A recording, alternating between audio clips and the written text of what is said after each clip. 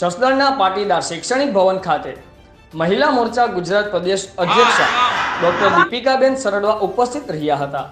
પાટીદાર શૈક્ષણિક ભવન ખાતે આજે મહિલા મોરચાના ગુજરાત પ્રદેશ અધ્યક્ષા ડોક્ટર દીપિકાબેન સરડવા ઉપસ્થિત રહીને સમાજલક્ષી પ્રવૃત્તિ કરતી બહેનો સાથે મુલાકાત કરી હતી।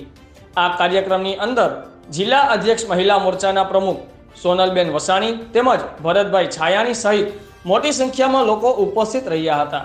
સાથે સાથે દીપિકાબેને જસદણની અલગ અલગ જગ્યા પર જઈ તમામ અલગ અલગ કાર્યક્રમોની અંદર હાજરી આપી હતી। રિપોર્ટર વિશાલભાઈ ભુવા, આઝાદ મીડિયા લાઈવ, જસદણ।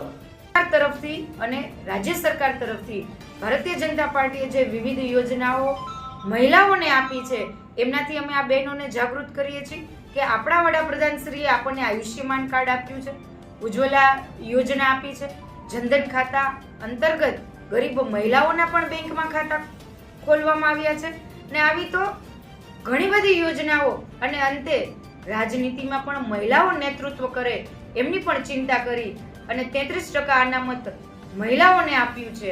બેન, જસદણની મુલાકાતે અને ખાસ કરીને ડાયમંડ શું કહેશે?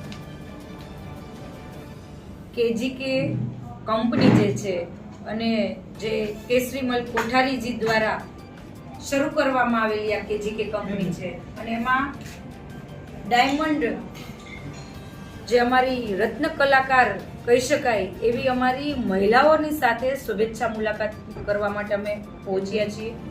અહીંયા જે રત્ન કલાકાર એટલે કે અમારી ડાયમંડ ઘસુ જે અમારી વર્કર બહેનો છે એમની મુલાકાત લીધી અને જોયું કે બહેનો ખૂબ પોતે સંઘર્ષ કરી, મહેનત કરી અને આજે ખૂબ સરસ રીતે મહિને 25-30 હજાર પોતે કમાઈ શકે।